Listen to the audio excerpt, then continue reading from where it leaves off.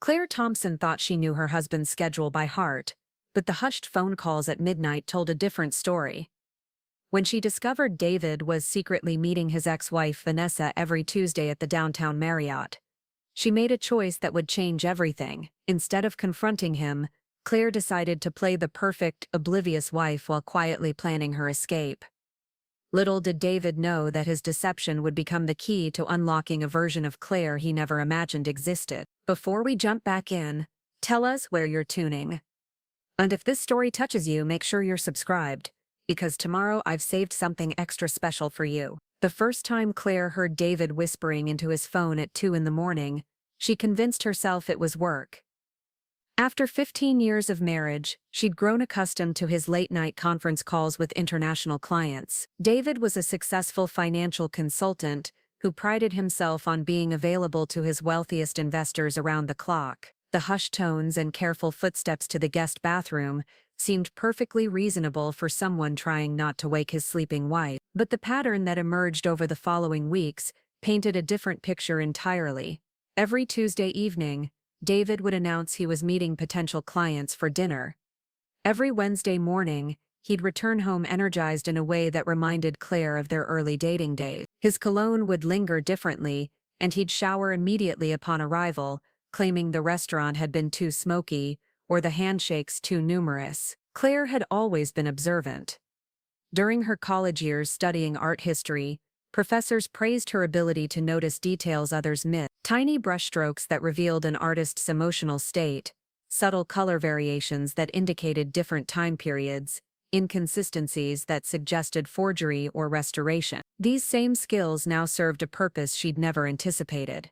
As she began cataloging the small changes in her husband's behavior with the methodical precision of a detective. The breakthrough came on a rainy Thursday evening in October. Claire was preparing dinner when David's phone buzzed on the kitchen counter. He was upstairs changing clothes, and the notification preview was visible on the locked screen. A text from Vanessa Rodriguez, his ex-wife from his brief first marriage 20 years ago. The message was partially visible. "Can't wait to see you next Tuesday. I've been thinking about what you said regarding the..." Claire's hands trembled as she stirred the pasta sauce, her mind racing through possibilities. David had always maintained that his relationship with Vanessa ended amicably, but completely. They had no children together, no shared assets, no reason for contact. In all their years of marriage, Vanessa's name had been mentioned perhaps 3 times, always in passing when discussing David's past. Claire had never felt threatened by this ghost from his history, had never even been curious enough to look her up online. Now, standing in their pristine kitchen with its granite countertops and stainless steel appliances, Claire felt the foundation of her carefully constructed life shifting beneath her feet. The dinner preparations continued automatically, while her thoughts spiraled through scenarios, each more devastating than the last. Was this an affair? Had it been going on for months, years?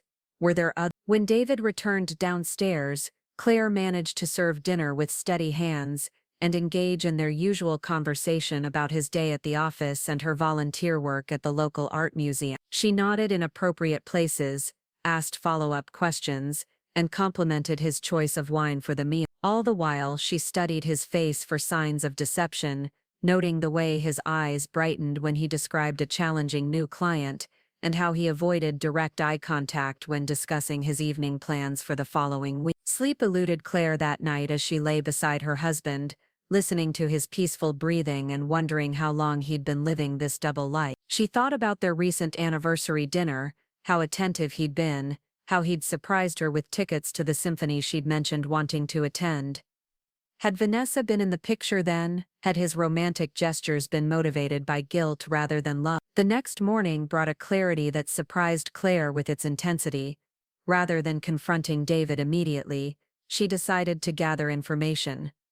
The art historian in her recognized the value of thorough research before drawing conclusions. She needed to understand the scope of this betrayal before determining her response. Claire's investigation began subtly.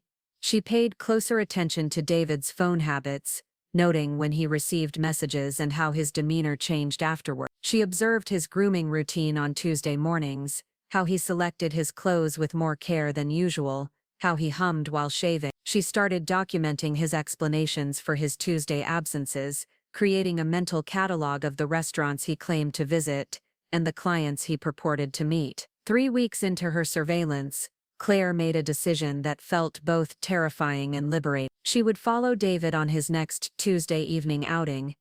The thought of becoming the suspicious wife trailing her husband felt foreign to her nature, but the need for truth outweighed her discomfort with deception. On the appointed Tuesday, Claire told David she was meeting her book club for their monthly discussion. In reality, she drove to the parking garage across from his downtown office building and waited. At 6:30, she watched him emerge from the elevator, checking his appearance in the lobby's reflective surfaces before stepping onto the sidewalk. Claire followed at a distance, her heart pounding as she navigated the early evening foot traffic. David's destination was indeed the downtown Marriott, but not the restaurant. Claire watched from the lobby seating area as he approached the elevators, pressing the button for the 14th floor. Her stomach churned as she realized he wasn't meeting a client for dinner. He was meeting someone in a hotel room. The confirmation of her worst fears should have devastated Claire, but instead, she felt an unexpected sense of relief. The weeks of uncertainty and self-doubt were over. She now possessed concrete evidence of David's betrayal, though she still didn't know the full extent of his relationship with Vanessa. More importantly, she had time to plan her response rather than reacting from a place of shock and emotion. Driving home that evening, Claire made a decision that would have seemed impossible just hours earlier. She would not confront David immediately. Instead, she would use the time to prepare for the conversation and its aftermath. If David could maintain a facade of normalcy while conducting an affair, then Claire could certainly maintain her own facade while planning her future. The following weeks brought an almost surreal quality to Claire's daily routine. She continued preparing David's favorite meals, asking about his day, and responding to his affection as if nothing had changed. Meanwhile, she began making quiet inquiries about divorce attorneys, researching their shared financial accounts, and considering what her life might look like without him. The pretense became easier as Claire realized how superficial many of their interactions had become over the years. Their conversations rarely delved below the surface of daily logistics and social obligations. David seemed content with her responses to his stories about work, never pressing for deeper engagement or showing curiosity about her inner thought. This emotional distance, which had developed gradually over their marriage, now served as protection for Claire's secret knowledge. During this period of careful observation, Claire began to see her marriage with new eyes. She recognized patterns of behavior that had seemed normal but now appeared controlling. David's management of their finances, which she had appreciated as one less responsibility, had actually left her with little knowledge of their assets or spending. His encouragement for her to focus on volunteer work rather than returning to her career had seemed supportive but had actually made her financially dependent on him. The volunteer position at the art museum, which had felt like a meaningful way to stay connected to her passion for art history, now seemed like a hollow substitute for the career she'd abandoned when they married. Claire remembered her graduate school ambitions, her dreams of working in gallery curation or art authentication. She had convinced herself that supporting David's career, while contributing to the community, was equally fulfilling. But the lie of that narrative became clear as she contemplated starting over. As November arrived with its shorter days and cold rain, Claire found herself spending more time at the museum, extending her volunteer hours and immersing herself in the permanent collection. She rediscovered her love for the detective work involved in art authentication, the satisfaction of uncovering an artist's techniques or verifying the provenance of a piece. These skills, dormant for years, felt newly relevant as she applied them to investigating her own life. The museum's director, Helen Carter, began to notice Claire's increased presence and renewed enthusiasm. Helen was a woman in her 70s who had built the museum's reputation through decades of careful acquisitions and community building. She possessed the kind of sharp intelligence and direct communication style that Claire had always admired, but rarely encountered in her social circle of wives and charity volunteers. One afternoon, as Claire worked on cataloging a new acquisition of regional pottery, Helen approached her desk with a thoughtful expression. The older woman had been observing Claire's work with growing interest, noting her methodical approach, and keen eye for detail. Helen's own journey in the art world had been marked by challenges and reinventions, and she recognized something familiar in Claire's current intensity. The conversation that followed would plant seeds for Claire's future, though neither woman realized it at the time. Helen mentioned the museum's need for someone with Claire's skills to work on a special authentication project, a collection of pottery pieces, whose attribution had been questioned by a potential donor. The work would require extensive research and analysis, possibly some travel to compare pieces in other collections. As Claire listened to Helen describe the project, she felt a stirring of excitement that had been absent from her life for years. The prospect of meaningful work, of using her education and instincts for purposes beyond organizing charity events and maintaining household schedules, awakened ambitions she had nearly forgotten. For the first time since discovering David's betrayal,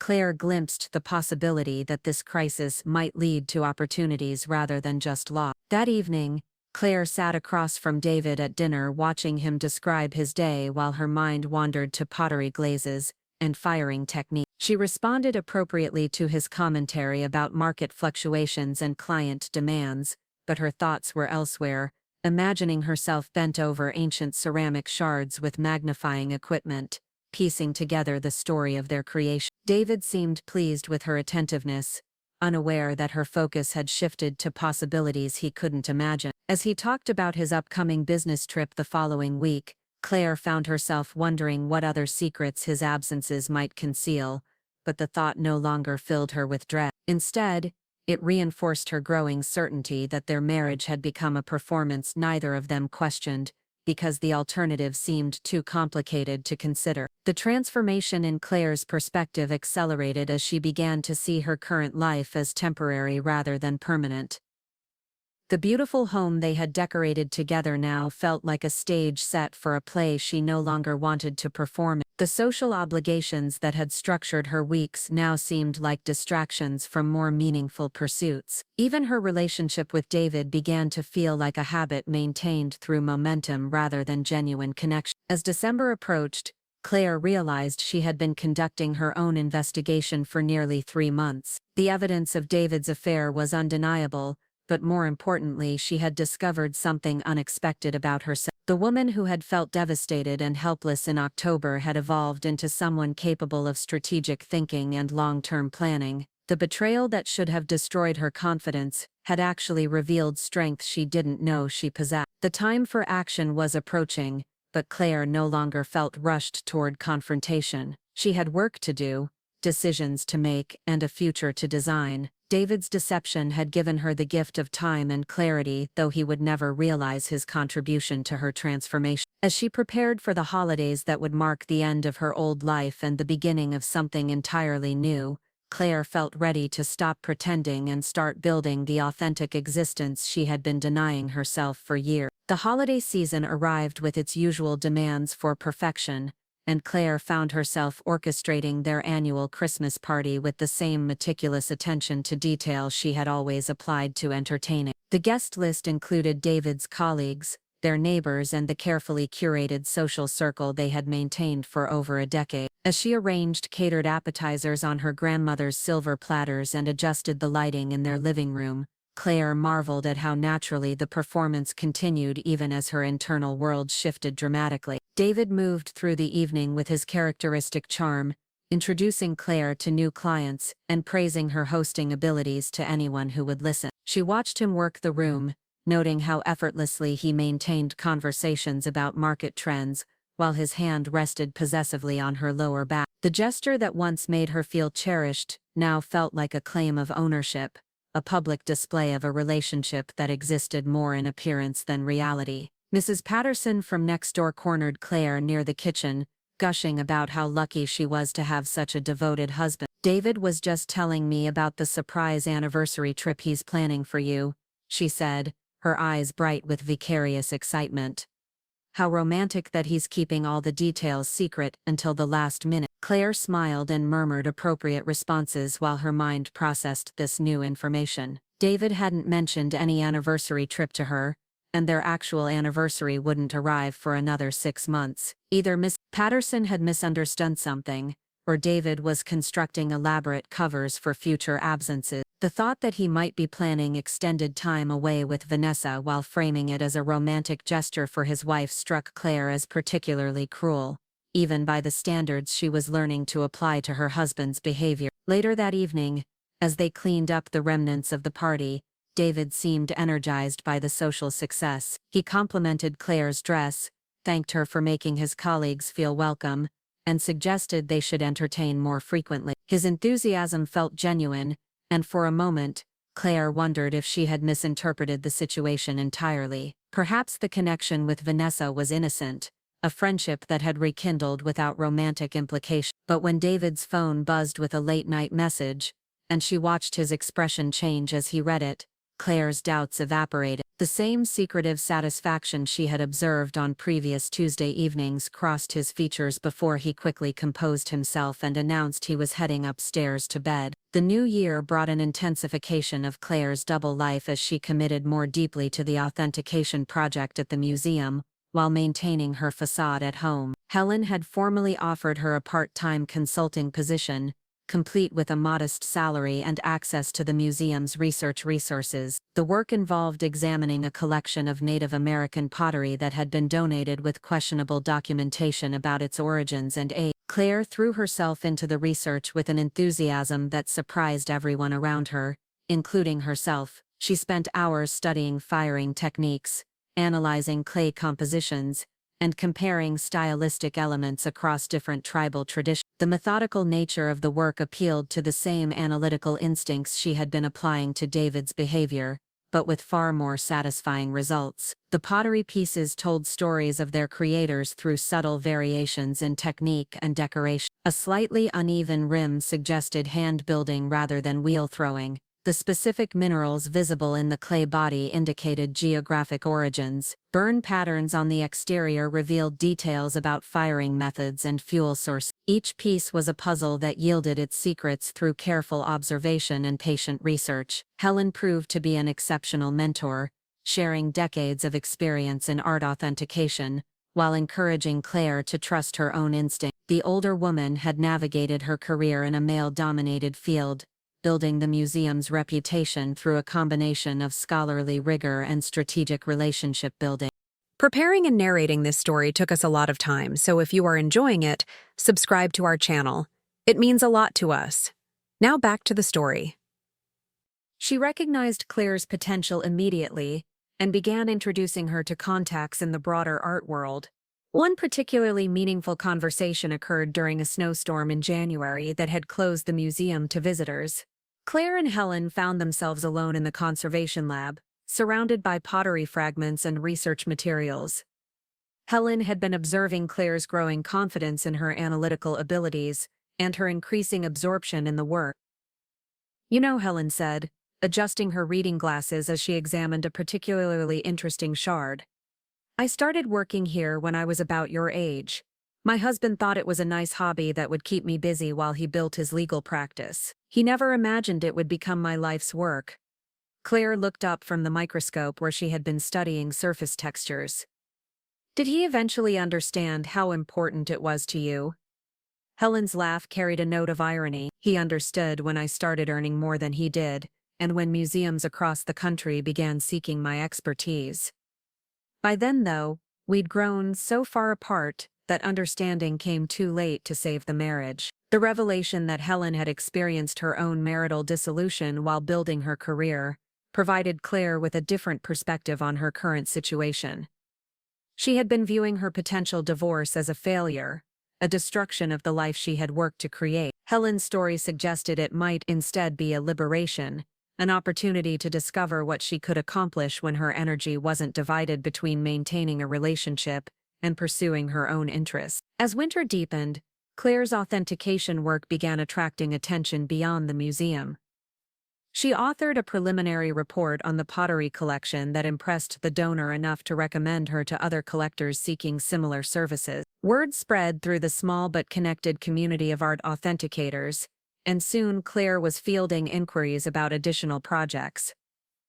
The financial implications of this developing career became increasingly relevant as Claire continued her private investigation into David's activity. She had always assumed that any divorce would leave her financially vulnerable, dependent on alimony, and whatever settlement she could negotiate. The possibility of earning her own income through work she found genuinely fulfilling changed the entire equation. Meanwhile, David's Tuesday absences continued with clockwork regularity.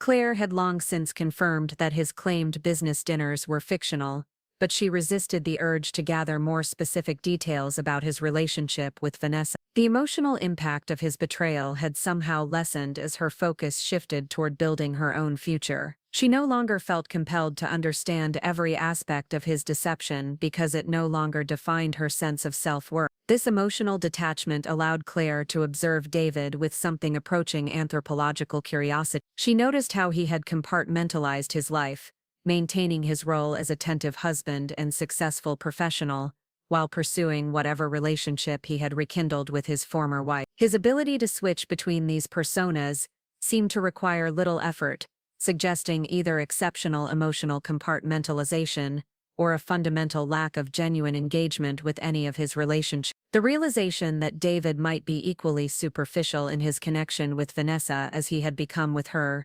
provided Claire with an unexpected source of comfort. If his affair was motivated by the same desire for novelty and validation that had characterized his approach to other aspects of his life, then it likely wasn't a profound love story that diminished her worth as a partner. Instead, it was simply another example of his inability to maintain deep, authentic connections. Spring arrived early that year, and with it came an invitation that would test Claire's carefully maintained equilibrium. Helen had been asked to present their pottery authentication findings at a regional conference of museum professionals, and she wanted Claire to co-present the technical aspects of their research. The conference would take place over a long weekend in Boston, requiring Claire to travel and potentially miss one of David's Tuesday evening activities. The prospect of presenting their work to a professional audience filled Claire with a mixture of excitement and terror. She had not spoken publicly about art or research since graduate school, and the intervening years had diminished her confidence in academic settings. But Helen's faith in her abilities and the significance of their findings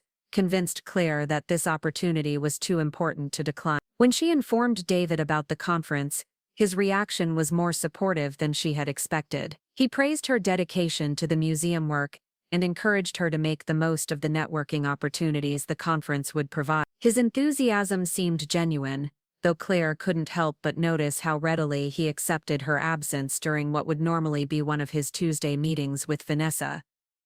The conference weekend proved to be a revelation for Claire in ways she hadn't anticipated. The presentation went smoothly, with their findings receiving positive feedback from colleagues who specialized in similar authentication work. But more significant was Claire's discovery of a community of professionals who shared her passion for art historical research and who treated her expertise with respect and interest. During the social events that accompanied the conference, Claire found herself in conversations about career opportunities, research collaborations, and professional development possibilities. Several attendees mentioned consulting work that might interest her, while others discussed full-time positions at institutions seeking someone with her background and emerging reputation. One particularly intriguing conversation occurred with Marcus Webb, the director of a small but prestigious museum in coastal Maine that specialized in American craft tradition. Marcus had been following Helen's work for years and was impressed by the sophistication of their pottery authentication project. His museum was seeking someone to lead their research department, a position that would involve both scholarly work and public programming. "We're looking for someone who can grow with the institution," Marcus explained over dinner on the conference's final evening. "Someone who brings both academic rigor and fresh perspectives to traditional craft study. Your background in art history combined with your recent authentication work suggests exactly the kind of interdisciplinary approach we value." Claire listened to his description of the position with growing interest. The museum was located in Millfield, a small coastal town about 2 hours north of Portland.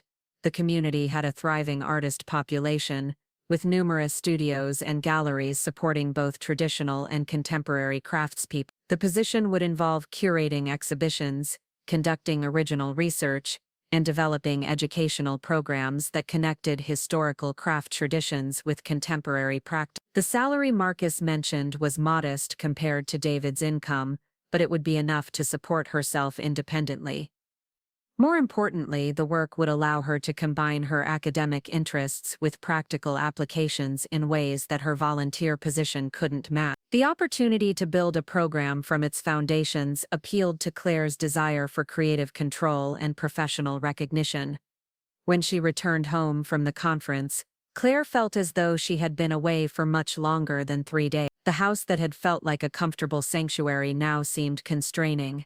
Its perfect decorative choices, reflecting a version of herself that no longer felt authentic. David welcomed her back with apparent enthusiasm, asking detailed questions about the conference and expressing pride in her presentation success, but Claire noticed that his interest in her professional activities seemed more abstract than personal. He praised her accomplishments in the same tone he might use to commend a colleague's promotion or a neighbor's home renovation project. His support felt performative rather than genuine, another aspect of the careful facade that characterized their relationship. The contrast between David's polite encouragement and the engaged professional conversations she had experienced at the conference highlighted how intellectually isolated she had become in her marriage. David had never shown curiosity about the specific aspects of her authentication work, the challenges it presented, or the satisfaction she derived from solving complex puzzles about artistic creation and historical context. Over the following weeks,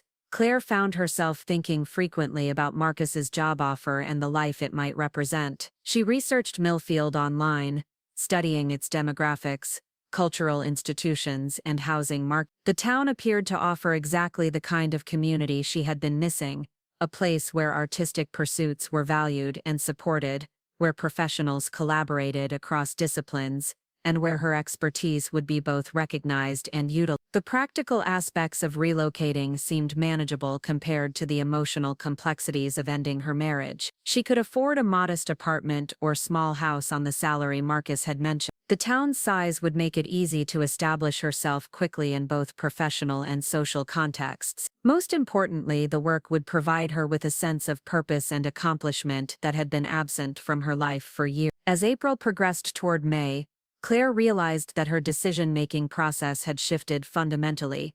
Instead of wondering whether she should leave David, she was now planning how and when to implement her departure. The authentication work had given her both practical skills and professional confidence, while the conference had shown her a community where those abilities would be valued. The transformation from betrayed wife to independent professional had occurred so gradually that Claire barely recognized its completion until she found herself scheduling a follow-up conversation with Marcus about the position in May. The woman who had discovered her husband's affair 6 months earlier and felt powerless to respond had evolved into someone capable of designing her own future according to her own priorities. David remained oblivious to the fundamental changes occurring in his wife's perspective and plan. He continued his Tuesday evening absences, maintained his affectionate but superficial interactions at home, and expressed appropriate interest in Claire's museum activities, without recognizing their growing significance in her life. His inability to perceive her transformation would soon become the final evidence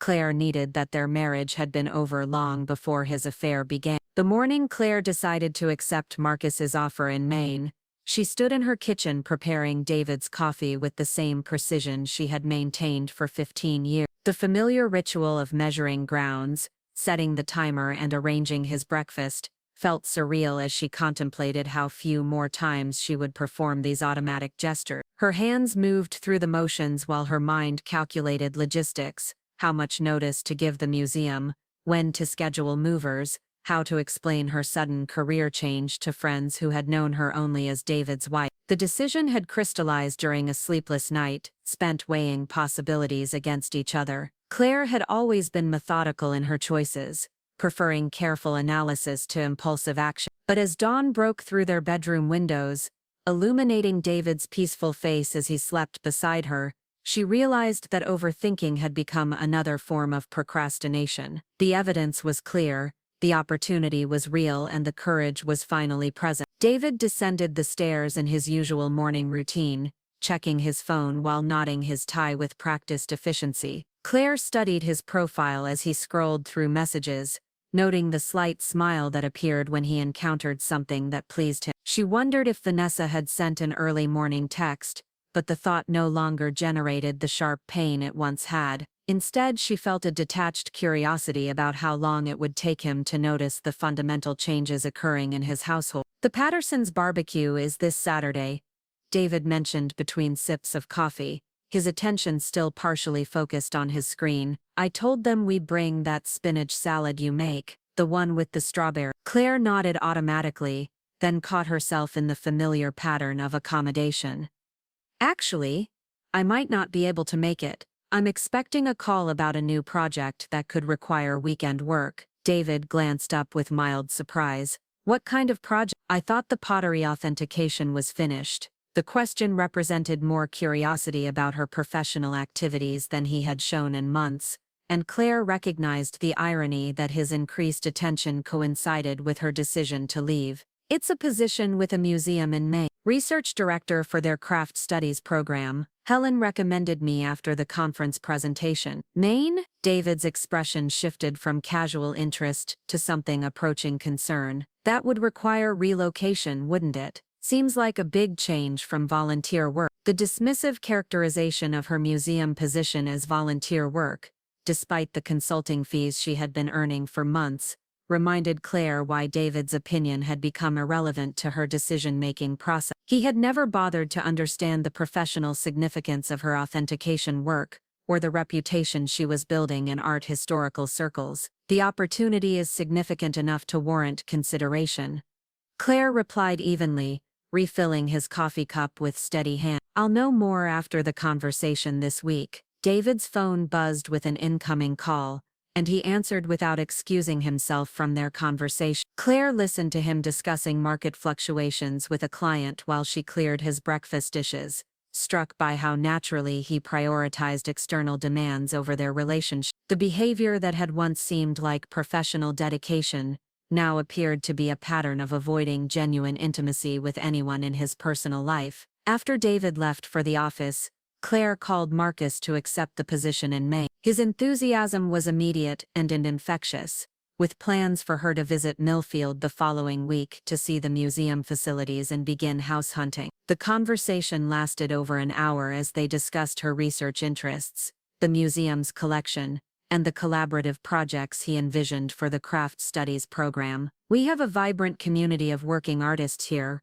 Marcus explained, his excitement evident in his voice. Potters, weavers, glassblowers, furniture makers, many of them are interested in the historical traditions that inform their contemporary work. Your expertise in authentication and art historical context would create wonderful opportunities for programming that bridges past and present. Claire found herself energized by his vision for integrating scholarly research with contemporary practice. The work would allow her to engage with living artists while studying historical techniques, creating a dynamic environment that contrasted sharply with the static perfectionism of her current life. The prospect of contributing to a community rather than simply maintaining appearances felt revolutionary. That afternoon, Claire began the practical preparations for her transition with the same systematic approach she had applied to her marriage investigation. She researched real estate listings in Millfield, noting the affordable housing options and the proximity to both the museum and the artist studios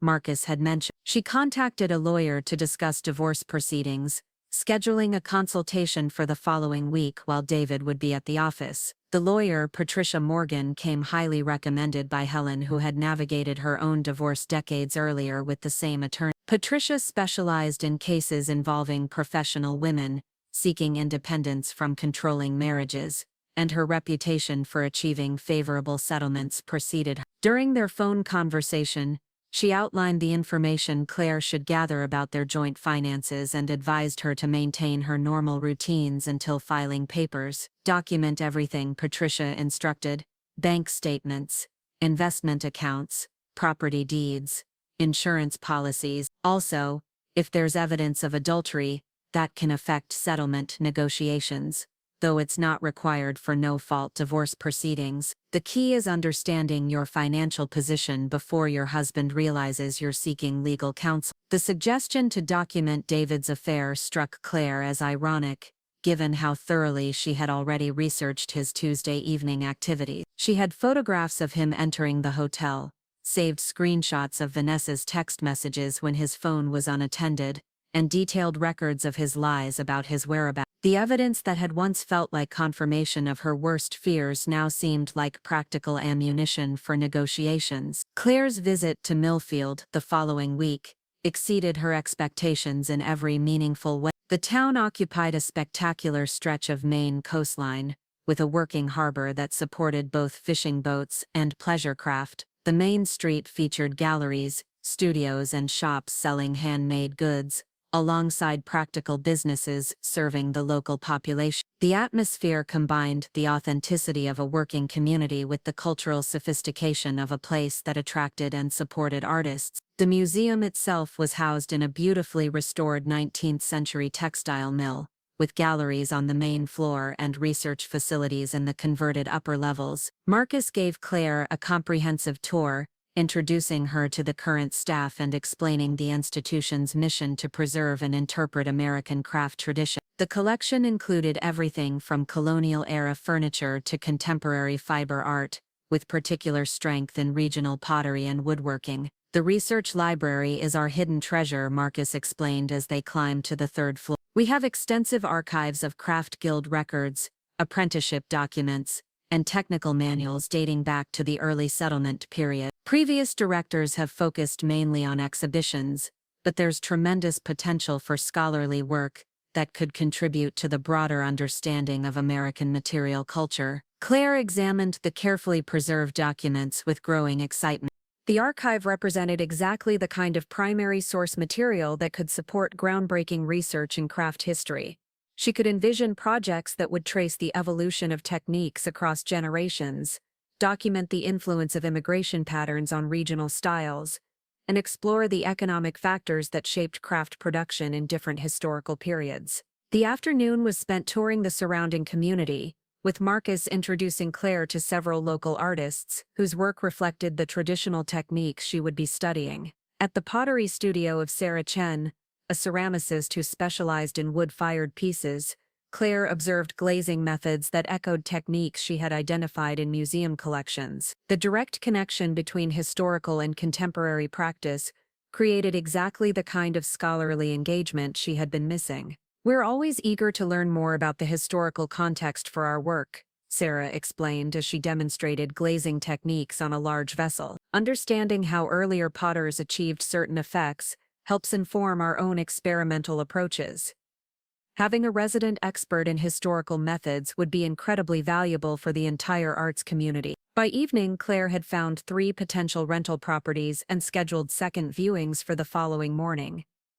Each option offered advantages: a cottage near the harbor with studio space for her own pottery experiment, an apartment above a bookstore in the town center with easy access to galleries and restaurants, and a small house with a garden where she could grow the herbs and vegetables she had only read about in cooking magazines. The house with the garden captured her imagination most completely. It was a modest Cape-style home built in the 1920s with wide plank floors, built-in bookcases, and a kitchen that looked out over raised beds and fruit trees. The current owners were artists who had maintained the property with obvious love, but were relocating to accept teaching positions in California. The rent was reasonable, and they were willing to leave behind the garden infrastructure and some furniture pieces they couldn't transport cross-country. Standing in the kitchen that evening, watching the sunset reflect off the harbor while mentally arranging her books on the built-in shelves, Claire felt a sense of rightness that had been absent from her life for years. This was where she belonged, not in the sterile perfection of her Portland home, but in a place where function mattered more than appearance, and where her work would contribute to a living community. The drive back to Portland the next day provided Claire with several hours to process the magnitude of the change she was implementing. The woman who had discovered her husband's betrayal 8 months earlier could never have imagined herself confidently negotiating a lease on a house in a town where she knew virtually no one. The transformation from dependent wife to independent professional felt complete, though she recognized that the most challenging conversations still lay ahead. David was already home when Claire arrived, unusual for a Wednesday evening. He was sitting at the kitchen counter with a glass of wine and a stack of client files, but his attention seemed focused on his phone rather than work. When Claire entered, he looked up with what appeared to be genuine relief. "How was your trip?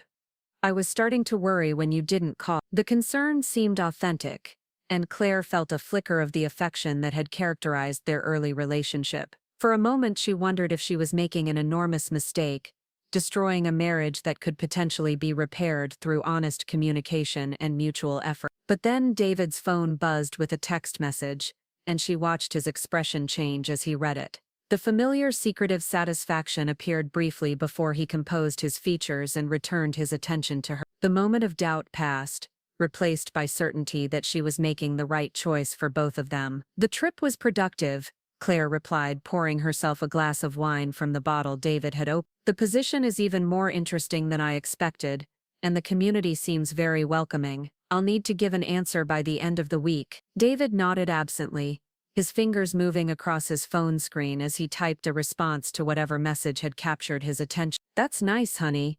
I'm sure you'll make the right decision." His dismissive response crystallized everything Claire had come to understand about their relationship. David supported her professional activities in the abstract, but he showed no curiosity about the specific opportunities or challenges they presented. He encouraged her independence as long as it didn't interfere with his own pursuits or require substantial changes to their domestic arrangement. The realization that David would probably support her relocation to Maine, viewing it as an interesting hobby that would keep her occupied while he pursued his relationship with Vanessa, provided Claire with the final confirmation she needed. He wasn't invested enough in their marriage to fight for it, which meant her departure would likely generate relief rather than devastation. Over the following days, Claire continued her preparations with increasing confidence. She accepted the position with Marcus and signed the lease on the house with the garden. She scheduled movers for the first week of June, and arranged for her personal belongings to be packed separately from the furniture and household items that belonged to their shared life. The process of sorting through 15 years of accumulated possessions proved more emotional than Claire had anticipated. Items that had seemed meaningful when acquired now felt like artifacts of a life she had outgrown. The expensive dinnerware they had received as wedding gifts, the designer furniture David had selected, the artwork they had purchased to coordinate with their home's color scheme all belonged to a version of herself that no longer existed. Instead, Claire found herself drawn to objects with personal rather than monetary value: the ceramic pieces she had made in college, books from her graduate studies, photographs from travels taken before marriage had narrowed her world to David's preference. These items would form the foundation of her new home, supplemented by practical necessities and pieces that reflected her emerging identity as an independent woman. The most challenging decision involved her grandmother's silver service, a family heirloom that had been displayed but rarely used during her marriage. David had always treated it as a valuable asset rather than a meaningful connection to Claire's family history. Taking it would establish her claim to objects with sentimental significance, while leaving it would symbolize her abandonment of the decorative role she had played in their social life. In the end, Claire carefully wrapped each piece and added it to her personal collection. The silver represented continuity with her pre-marriage identity and would serve practical purposes in her new life, where entertaining would reflect genuine hospitality rather than social obligation. As June approached, Claire found herself observing David with anthropological detachment, noting how little he seemed to register the changes occurring around him. She had gradually reduced her participation in their social obligations, declined to schedule dinner parties, and stopped managing his wardrobe and household preferences with her previous attentiveness. Yet he appeared not to notice these shifts, perhaps because his emotional energy was increasingly focused elsewhere. The Tuesday evening pattern continued unchanged, with David maintaining his fictional business dinners while Claire pursued her own evening activity. She had enrolled in a pottery class at a local studio, partly to develop skills that would complement her new research position and partly to establish routines that didn't revolve around accommodating David's schedule. The pottery class proved unexpectedly therapeutic, offering Claire the satisfaction of creating functional objects with her own hands. The tactile nature of working with clay, the precision required for throwing techniques, and the unpredictability of firing results appealed to her artistic sensibilities, while providing a meditative contrast to intellectual work. Her pieces were rudimentary compared to those of more experienced students, but the instructor encouraged her progress and suggested techniques for improvement. "You have good instincts for form," commented Janet Walsh, the studio owner, as she examined one of Claire's bowls during a recent class. With more practice, you could develop real skill in functional pottery. Are you planning to continue with classes? Claire's explanation of her upcoming relocation to Maine and new position at the Craft Museum generated immediate enthusiasm from Janet and several other students. The pottery community, they explained, was small and interconnected, with frequent exchanges of information about techniques, exhibitions, and career opportunities. Several class members had connections in Maine and offered to provide introductions to artists and institutions in the region. The support and encouragement Claire received from relative strangers contrasted sharply with David's polite but distant interest in her new pursuit. The pottery studio community welcomed her participation and celebrated her professional opportunities in ways that made her realize how socially isolated she had become within her marriage. David's friends were really his colleagues.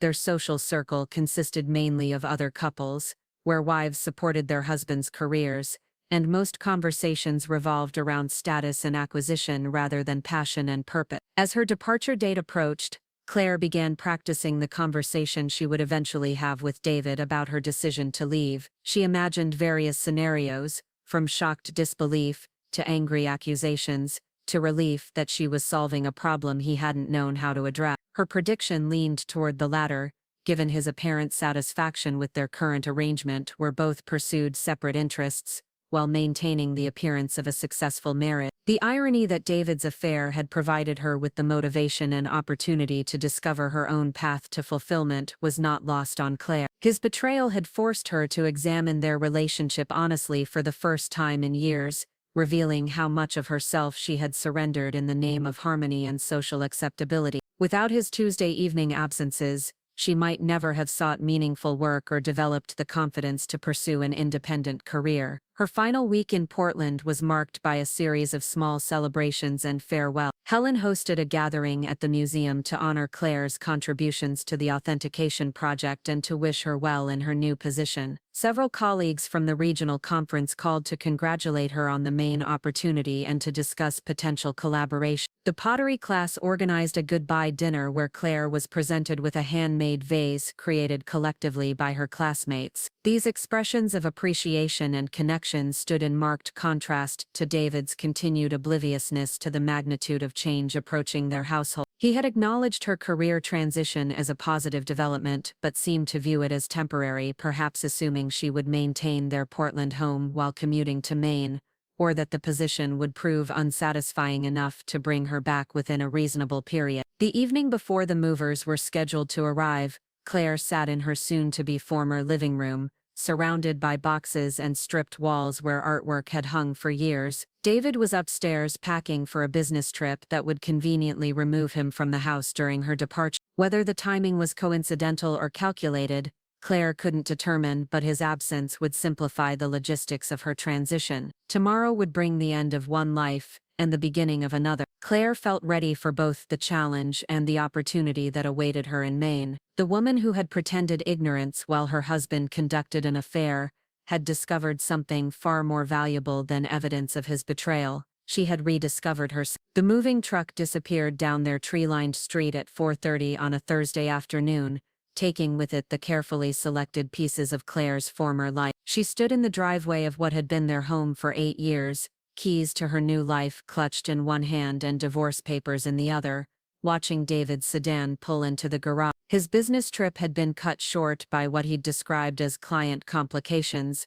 though Claire suspected Vanessa's schedule had changed and he'd adjusted his plans accordingly. David emerged from his car with the distracted expression he wore when managing multiple priorities, his phone pressed to his ear as he gestured to someone who couldn't see him. Claire observed him with detached fascination, noting how he moved through his environment without really seeing it. The absence of the moving truck, the empty spaces where furniture had stood that morning, the boxes stacked near the front door all failed to register as he concluded his call and approached her with his usual perfunctory smile. "You're home early," he said, leaning forward to kiss her cheek in the automatic gesture that had replaced genuine affection years ago. "How did the museum project go today?" The question revealed exactly how little attention David had paid to her explanations about the moving schedule, her departure timeline, and the permanence of her relocation.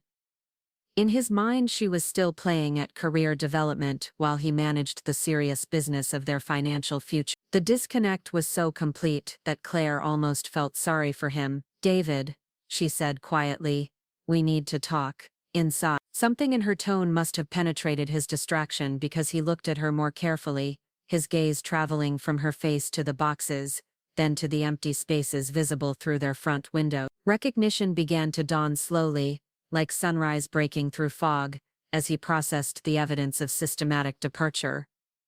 "What's going on?" he asked, though his expression suggested he was beginning to understand. "Where's all our furniture?" Claire handed him the divorce papers without ceremony. "I'm moving to Maine permanently. The position I mentioned is real, and I've accepted it. These documents formalize the end of our marriage." David stared at the legal paperwork as if it were written in a foreign language. His face cycled through confusion, disbelief, and finally anger as the implications settled into his consciousness. "This is insane, Claire. You can't just decide to end our marriage and move across the country without discussing it." "Actually, I can," Claire replied with calm. She had practiced but never expected to feel. "I've been discussing it with lawyers, with employers, and with myself for months. The only person I haven't discussed it with is you, and we both know why that conversation would have been pointless." "Months?" David's voice rose slightly, drawing attention from a neighbor walking her dog. "You've been planning this for months without saying anything?" Claire gestured toward the house, indicating they should continue the conversation inside. David followed her through the front door into their stripped living room, where the absence of familiar objects made the space feel like a stage set between performances. The echo of their footsteps on hardwood floors emphasized the emptiness that had been concealed by careful decoration. "I've been planning this since I discovered your Tuesday evening activities," Claire said, settling into one of the two chairs she had left behind for this conversation. "Since I learned about your relationship with Vanessa Rodriguez." The color drained from David's face as he realized the extent of Claire's knowledge. He sank into the remaining chair, his usual composure cracking as he grappled with the reality that his carefully compartmentalized life was collapsing. "How long have you known?" "Since October. I've watched you leave for your fictional business dinners, followed you to the hotel, documented your lies about your whereabouts. I know about the phone calls, the text messages, the way you shower immediately when you come home from seeing her." David's mouth opened and closed several times before he managed to speak. "Why didn't you say anything? Why didn't you confront me?" "Because confronting you would have led to explanations, justifications, and promises to change. None of that would have addressed the fundamental problem, which is that our marriage has been over for years. Your affair was just the symptom, not the disease." The accuracy of her assessment seemed to hit David like a physical blow. He leaned forward in his chair, his head in his hands, as he struggled to process the complete reversal of his assumptions about their relationship. "So you're leaving me for another man? Someone you met at the museum?" Claire almost laughed at his inability to imagine any motivation for her departure other than romantic replacement. "I'm leaving you for myself, David, for the chance to do meaningful work, to live authentically, to build relationships based on genuine connection, rather than social convenience." "But we have a good life here," David protested, gesturing vaguely at their empty surroundings. "Financial security, social standing, a beautiful home. What more do you want? Purpose, passion, partnership. Things that can't be purchased or performed." Claire stood up, walking to the window that overlooked their perfectly manicured backyard. "When did you last ask me about my dreams, David? When did you last show genuine curiosity about my thoughts or feelings? When did we last have a conversation that mattered?" David's silence stretched long enough to answer her questions. When he finally spoke, his voice carried a note of desperation she had never heard before. "We can fix this, Claire. I'll end things with Vanessa. We can go to counseling, take a vacation, start over. You'll end things with Vanessa until the novelty of reconciliation wears off and you need external validation again. We'll go to counseling until the therapist starts asking uncomfortable questions about our communication patterns. We'll take a vacation where we'll run out of safe topics for conversation by the second day." Claire turned back to face him, her expression gentle but resolute. We're both intelligent people, David. Let's not pretend this is about one affair or one set of problems that can be solved with good intentions. The truth of her words settled between them like dust after demolition. David seemed to age before her eyes as he accepted the futility of arguments he hadn't yet made. What happens now? You review the divorce agreement and respond through your attorney. The terms are fair and straightforward. I'm not seeking alimony or punitive damages. I want my personal belongings, half of our liquid assets, and my freedom. That's it. 15 years of marriage reduced to a property settlement. Claire felt a moment of sadness for the idealistic couple they had once been, but it passed quickly. 15 years of marriage that produced no children, no shared passions, no common goals beyond maintaining appearances. We've been business partners managing a household for years. Now we're dissolving the partnership. David's phone buzzed with an incoming message, and Claire watched him glance at it automatically before catching himself. Even in the midst of learning about his wife's departure, he couldn't resist checking for communication from Vanessa. The gesture provided perfect punctuation to their conversation. I should go, Claire said, picking up her purse and the single suitcase that contained everything she needed for her new life. My attorney will contact yours to finalize the paperwork. The house sale can proceed once the divorce is complete. Where will you be staying tonight? David asked, seeming lost in his own home. I have reservations at a hotel near the highway.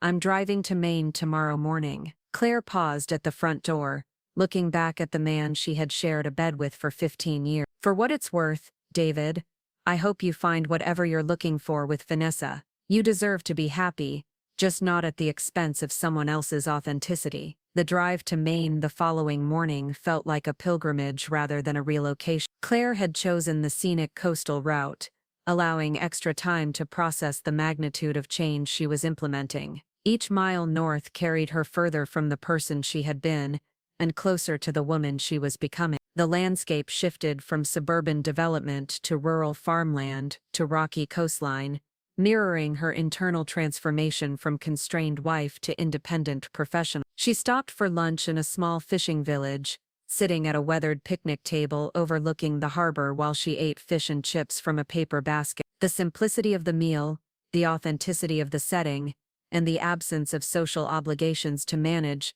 filled her with a contentment she had forgotten was possible. No one here knew her history or expected her to perform any particular role. She was simply a woman beginning a new chapter of her life. The final hour of driving took her through Millfield's neighboring communities, each with its own character and charm. Artist studios advertised pottery classes and weaving workshops. Farm stands offered fresh produce and locally made goods. Galleries displayed work by regional craftspeople alongside historical pieces that documented centuries of creative tradition. This was the world she was joining, one where skill and creativity mattered more than status and acquisition. Her new house looked even more welcoming than she remembered, with afternoon sun streaming through the kitchen windows and highlighting the herbs growing in the garden beds. The previous owners had left a bottle of local wine on the counter with a note welcoming her to the community and offering contact information for reliable local services. Their generosity reminded Claire that she was entering a culture of mutual support rather than competitive display. The first week in Millfield passed in a blur of practical activities,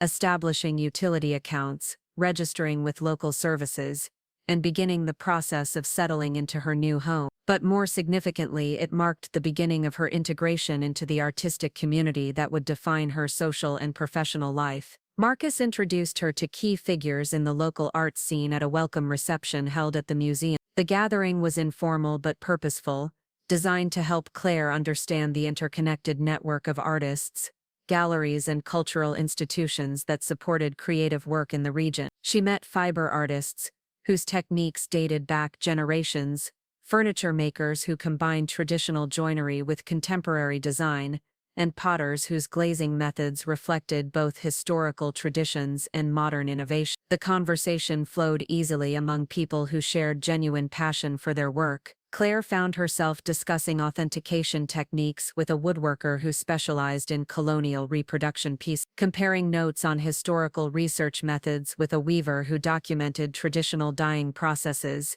and learning about contemporary pottery techniques from artists who respected her academic expertise while offering practical knowledge she could never gain from books. The boundary between historical and contemporary work is much more fluid here than in academic settings, explained Lisa Park, a textile artist who divided her time between creating original pieces and teaching traditional weaving techniques. We're all interested in understanding how earlier craftspeople achieved certain effects, but we're also exploring how those methods can inform current creative practice. This integration of scholarly research with living artistic tradition represented exactly the kind of intellectual environment Claire had been seeking without fully realizing. Her expertise in art historical analysis would contribute to the community's understanding of traditional techniques, while exposure to contemporary practice would enrich her academic work in ways that library research alone could never achieve. The museum's collection proved even more extensive than Marcus had initially indicated. Claire spent her first weeks methodically examining pieces, documenting their condition, and researching their provenance. Many items had been donated by local families whose ancestors had created them, providing unusually complete documentation of artistic traditions within specific communities. The opportunity to trace technical developments across generations of craftspeople offered research possibilities that could reshape understanding of American material culture. One particularly intriguing discovery involved a series of ceramic pieces created by 3 generations of the same family, documenting the evolution of glazing techniques from the mid-19th century through the early 20th century. The earliest pieces showed influence from European traditions brought by immigrant craftspeople, while later examples reflected adaptation to local materials and environmental conditions. The most recent pieces demonstrated technical innovations that solved practical problems while maintaining aesthetic continuity with family traditions. This is exactly the kind of documentation that makes our collection unique, Marcus explained as they examined the ceramic series together. Most museums have individual pieces of exceptional quality, but they lack the context that shows how techniques developed over time within specific communities. Your authentication skills help us understand not just what we have, but how it fits into larger patterns of cultural development. Claire's work quickly attracted attention beyond Millfield. Her preliminary research on the ceramic collection led to inquiries from other museums interested in similar analytical approaches to their own holding. Within a month of her arrival, she had been invited to consult on authentication projects at institutions across New England, establishing a reputation that extended far beyond her new home community. The financial implications of this developing consulting practice exceeded Claire's expectations. While her salary from the museum provided sufficient income for her modest lifestyle, the additional revenue from authentication work allowed her to consider investments in her own creative development. She enrolled in advanced pottery classes with Sarah Chen, purchased equipment for a home studio, and began developing the technical skills that would complement her academic knowledge. The learning curve proved steep, but exhilarating. Working with clay required patience, precision, and acceptance of failure that challenged Claire's perfectionist tendencies, while teaching her to value process over product. Her early attempts at throwing pots resulted in collapsed walls, uneven rims, and glazing disasters that would have frustrated her intensely in her previous life. Here, surrounded by artists who viewed mistakes as learning opportunities, she found herself laughing at her failures and eagerly attempting new techniques. "You're developing good hand sensitivity," Sarah observed during a particularly challenging session where Claire was attempting to center clay on the wheel. "The academic understanding you bring to historical techniques gives you advantages that most beginning students don't have, but you still need to develop the muscle memory that comes only through practice." The combination of intellectual knowledge and physical skill development created a satisfying completeness that had been missing from Claire's work life for years. Her research informed her practical understanding of ceramic techniques, while hands-on experience enriched her academic analysis of historical pieces. The integration felt natural and productive, suggesting she had found not just a career but a calling. Evening social life in Millfield revolved around gatherings that combined pleasure with professional development. Artists frequently invited each other to their studios to see new work, share techniques, and collaborate on projects that cross traditional boundaries between disciplines. Claire found herself welcomed into this community with warmth that reflected genuine interest in her contributions, rather than polite accommodation of a newcomer. One particularly memorable evening occurred at the home of Robert Hayes, a furniture maker who specialized in pieces that incorporated multiple craft traditions. His dining table had been created through collaboration with a weaver who had designed the inlay pattern, a metal worker who had crafted the hardware, and a woodworker who had provided expertise in joining technique. The piece represented exactly the kind of interdisciplinary collaboration that characterized the Millfield arts community. We've learned that the most interesting work happens at the intersections between different craft traditions, Robert explained as the group examined the table's construction detail. Historical craftspeople often worked in multiple media out of economic necessity, but contemporary specialization has created artificial boundaries that limit creative possibility. The conversation that followed explored ways that Claire's research could document historical examples of cross-disciplinary collaboration, providing contemporary artists with models for their own innovative projects. Her academic expertise, rather than setting her apart from practicing artists, positioned her as a valuable collaborator who could contribute historical context to contemporary creative work. By autumn, Claire had established herself as an integral part of both the museum's operations and the broader arts community. Her authentication work had generated enough recognition to attract major consulting projects, while her research was contributing to exhibitions and publications that elevated the museum's national profile. More personally, she had developed friendships based on shared interests and values, rather than social convenience or spousal connections. The contrast with her former life became starkest during moments of unexpected happiness. Watching a sunset from her kitchen window while her hands were stained with clay from an evening's pottery work, Claire realized she hadn't thought about David or their divorce proceedings in days. The absence of constant low-level anxiety about maintaining appearances or managing someone else's moods had allowed space for contentment she had forgotten was possible. Her transformation was most visible in the mirror, where a stranger with calloused hands, sun-touched skin, and genuinely relaxed facial expressions looked back at her. The expensive skincare routine and professional styling that had maintained her appearance as David's wife had been replaced by the natural glow that came from meaningful work and authentic relationships. She looked older but somehow more vital, weathered by honest labor rather than preserved by careful maintenance. The approaching anniversary of her departure from Portland, passed almost unnoticed, marked only by a brief email from her divorce attorney, confirming that all paperwork had been finalized and property settlements completed. David had not contested the terms, had not attempted contact beyond legal requirements, and had apparently moved forward with his life as smoothly as she had with hers. The mutual relief was almost comical in its completeness. Claire's new life had solidified into routines that reflected her authentic preferences,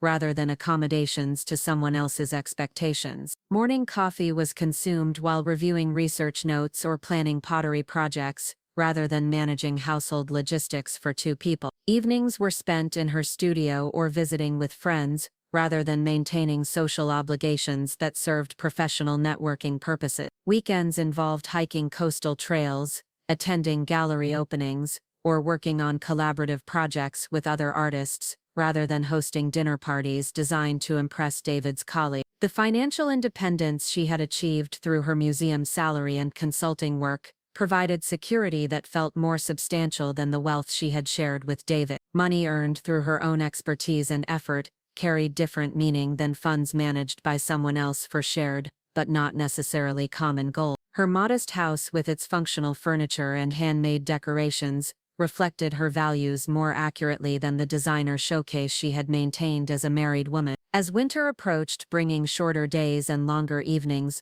perfect for studio work, Claire prepared for her first holiday season as a single woman. Rather than generating anxiety about social obligations or family expectations, the prospect filled her with anticipation for celebrations that would reflect her chosen community and authentic relationship. She was planning to host a small gathering for friends from the arts community, featuring food she enjoyed preparing and conversation that mattered to everyone present. The invitation list included people who knew her as Claire, the authentication expert, Claire the pottery student, Claire the museum researcher, and Claire the friend. None of them had known her as David's wife, the woman who had accommodated herself into near invisibility while maintaining the appearance of a successful marriage. That version of herself felt like a character from a book she had read long ago rather than a role she had performed for 15 years. Standing in her studio as snow began to fall outside, surrounded by pottery pieces in various stages of completion and research materials for her current authentication project,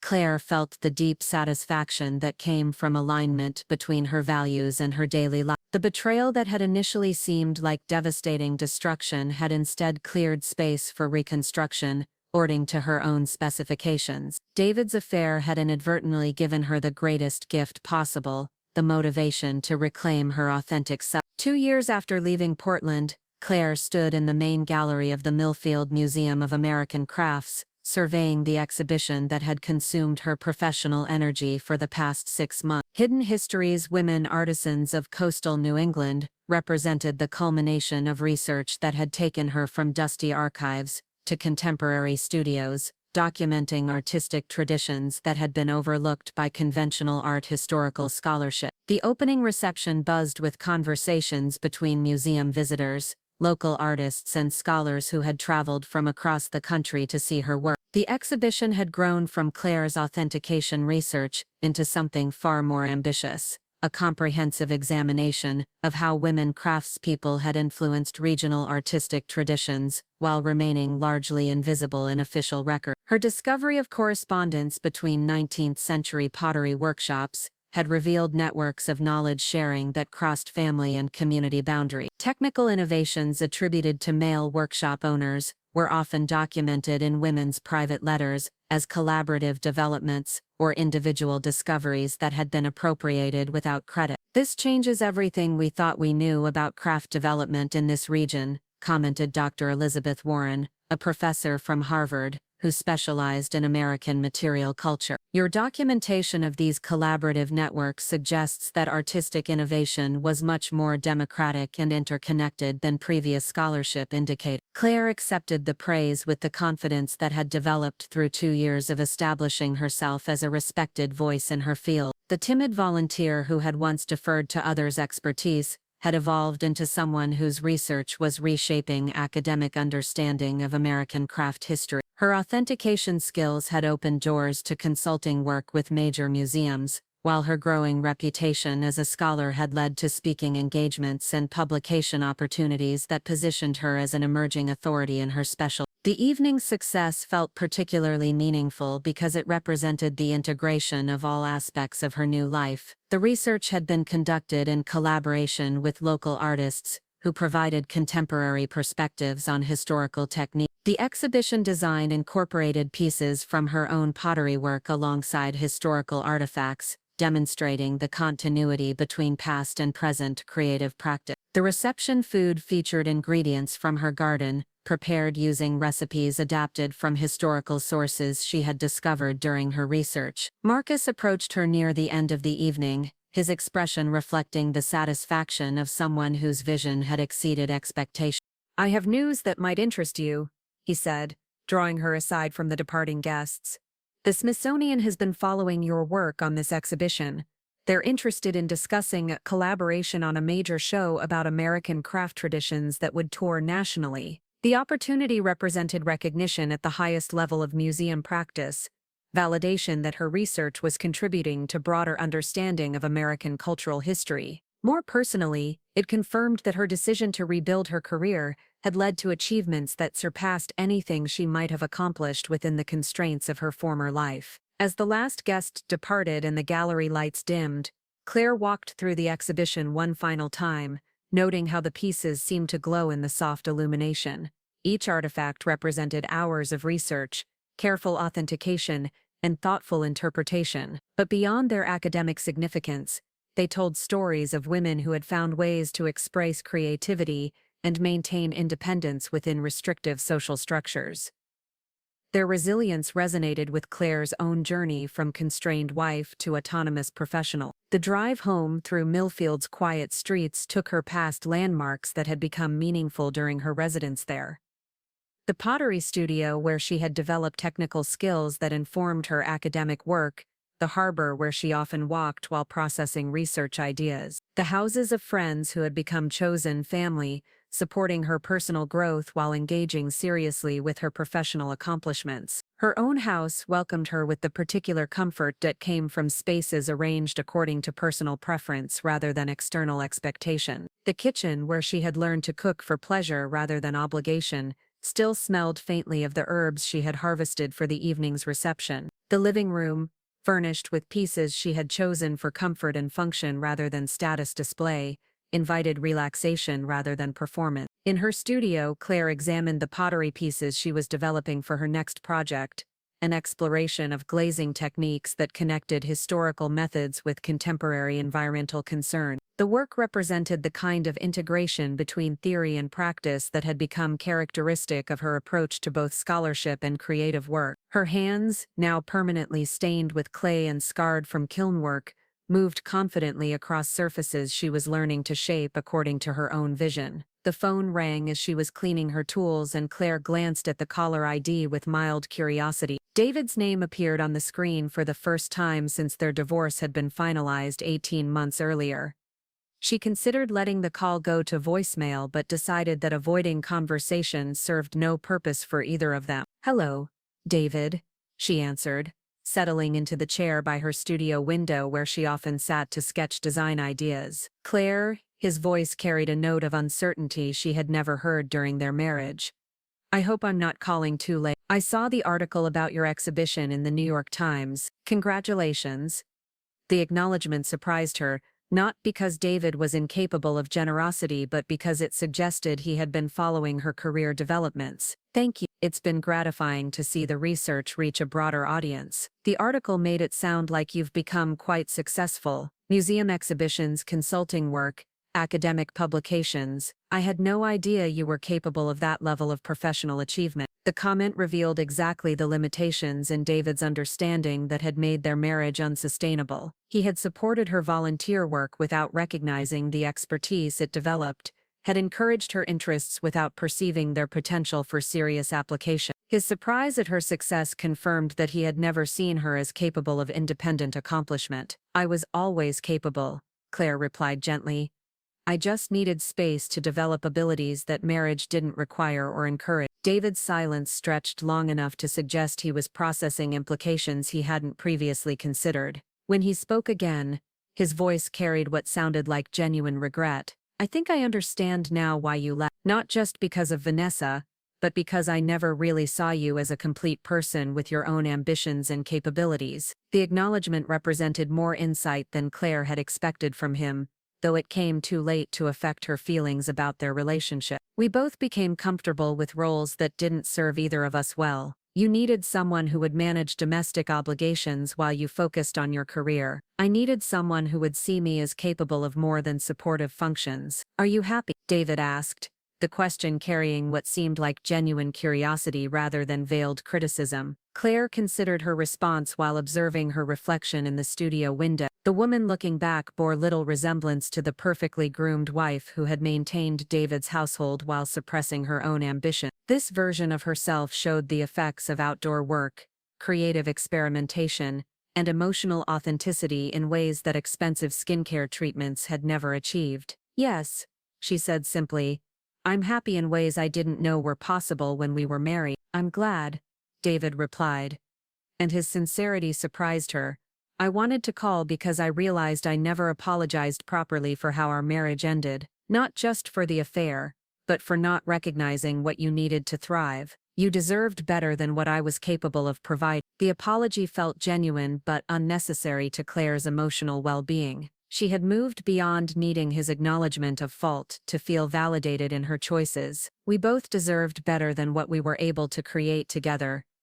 I hope you've found more authentic happiness as well." "I'm working on it," David said with a laugh that sounded more genuine than any she remembered from their marriage. "Therapy has been helpful in understanding some patterns I need to change. Vanessa and I didn't work out, but the relationship taught me things about myself that I needed to learn." The conversation concluded with mutual wishes for continued success and happiness, leaving Claire with a sense of completion she hadn't realized she needed. David's recognition of her capabilities and acknowledgement of his limitations provided closure that formal divorce proceedings couldn't achieve. More importantly, his surprise at her accomplishments confirmed how thoroughly she had transformed from the person he had known. Spring arrived early that year, and with it came opportunities that reflected Claire's established reputation in both academic and artistic communities. The Smithsonian collaboration had been formalized, with plans for a major exhibition that would showcase her research alongside contemporary work by artists she had come to know as colleagues and friends. A university press had expressed interest in publishing her research as a book that would make scholarly findings accessible to broader audiences interested in craft history and women's contributions to American material culture. The garden behind her house showed signs of renewed growth as plants that had seemed dormant through winter began producing the fresh greens she would incorporate into spring meals. The raised beds she had expanded and improved during her residency now supported vegetables, herbs, and flowers that reflected both practical needs and aesthetic preferences. Working in the soil with her hands provided meditative balance to the intellectual demands of research and writing. On a particularly warm morning in May,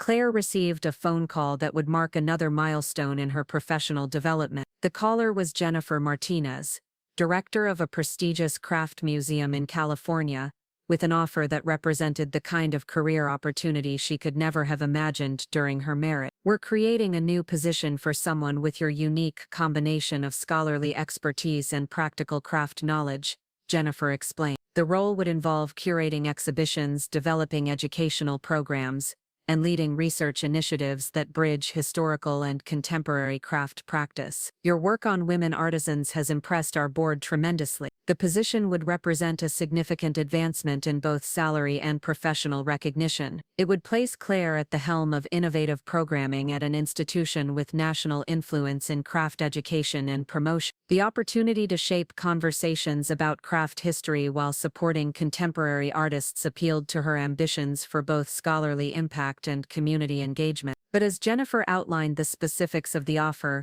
Claire found herself considering factors that wouldn't have mattered during her previous life. The California position would require relocating away from the community where she had rebuilt her identity and established meaningful relationships. It would mean leaving the garden she had cultivated, the pottery studio where she was developing personal artistic practice, and the network of friends who had supported her transformation. "The offer is generous," Claire said carefully, "but I'd like time to consider how it fits with other commitments I've developed here." The conversation reminded Claire of how dramatically her decision-making process had changed. During her marriage, career opportunities had been evaluated primarily according to their impact on David's professional needs and their shared social standing. Now, she weighed options according to their alignment with her personal values, creative goals, and relationship priorities. Over the following week, Claire discussed the California opportunity with friends and colleagues whose opinions she valued. Marcus expressed support for whatever decision would advance her career while acknowledging that losing her would significantly impact the museum's future development. Sarah Chen and other artist friends encouraged her to pursue opportunities that matched her ambitions,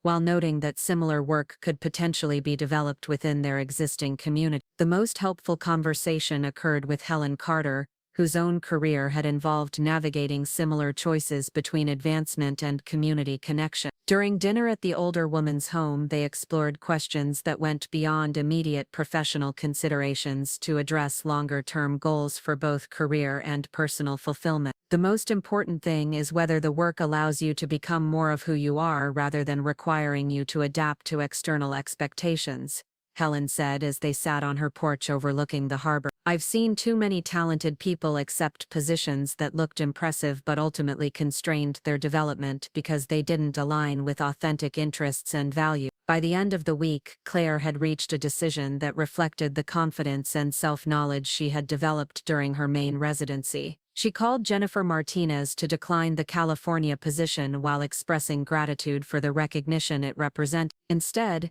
she would focus on developing similar programming within her current community, using the Smithsonian collaboration and her growing publication record to establish Millfield as a center for innovative craft research and education. The decision felt right in ways that transcended professional calculation. Claire had discovered that success meant more than advancement through institutional hierarchy. It included the integration of work and life according to personal values, the development of expertise that contributed to meaningful conversations, and the cultivation of relationships that supported both individual growth and community flourish. Summer brought the kind of busy contentment that characterized Claire's new life at its best. Her research for the Smithsonian exhibition involved travel to archives and private collections across New England, documenting artifacts and interviewing contemporary artists whose work reflected historical tradition. The book project progressed steadily, with her publisher expressing enthusiasm for early chapters that combined scholarly rigor with accessible writing about craft development and women's artistic contribution. In her personal life, Claire had begun a relationship with Thomas Reed,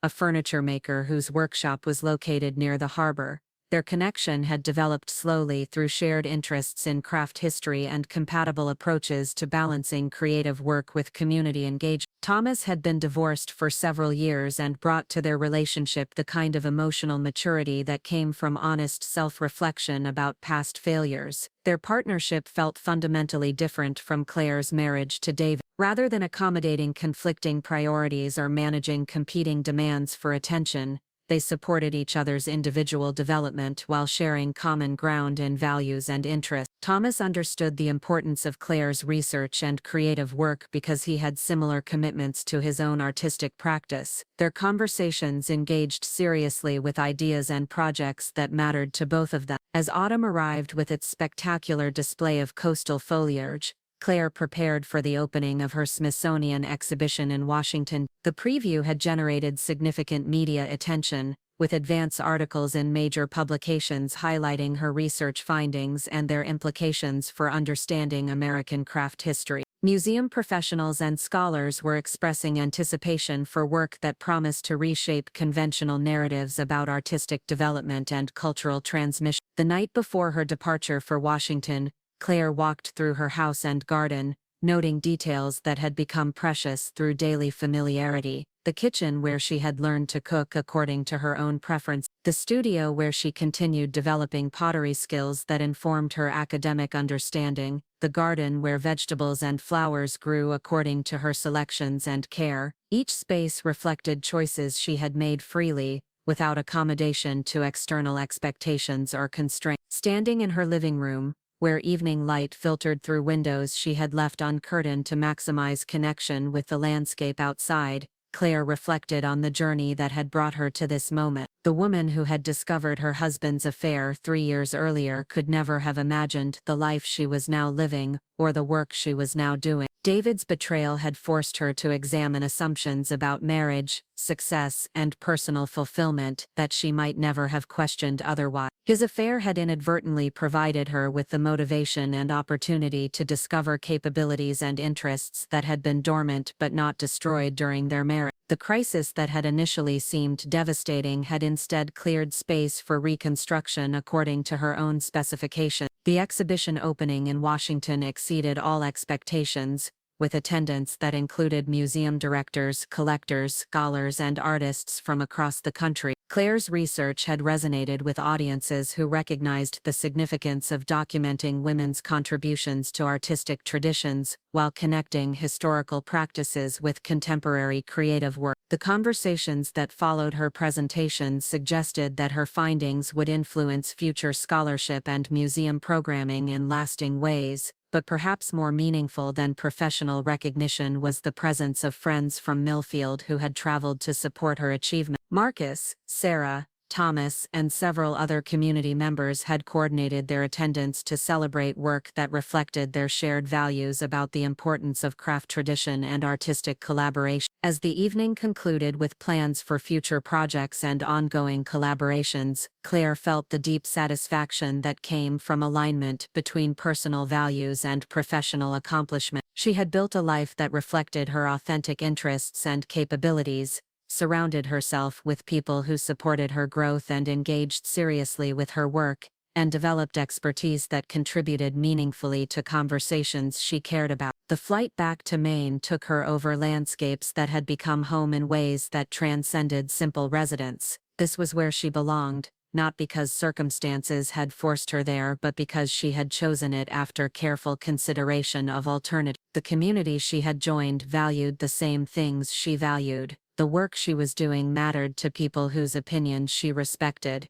The relationships she had cultivated supported her continued development while providing the emotional connection she had been missing during her marriage. Landing in Portland and driving north along the familiar coastal route, Claire felt the contentment that came from returning to a life she had designed rather than accepted. The house that welcomed her reflected her preferences in furniture, books, and art. The studio where she would return to pottery work the next morning contained projects that expressed her creative vision. The garden that would soon need attention for winter preparation grew plants she had selected and tended according to her own timeline and priority. 3 years earlier, Claire had pretended ignorance while her husband conducted an affair, using that knowledge to plan an escape that seemed impossible to the woman she was then. The transformation from dependent wife to independent professional had required courage she didn't know she possessed, and skills she had forgotten she had developed. But most importantly, it had required the willingness to value her own authenticity more than external expectations or social convention. As she settled into her favorite chair with tea and notes for her next research project, Claire understood that David's affair had been a gift whose value he could never have intended. His betrayal had accidentally freed her to discover who she really was when not constrained by the need to maintain someone else's comfort or support someone else's ambitions. The woman she had become was stronger, more capable, and infinitely happier than the woman she had. Up next, you've got 2 more standout stories right on your screen. If this one hit the mark, you won't want to pass these up. Just click and check them out.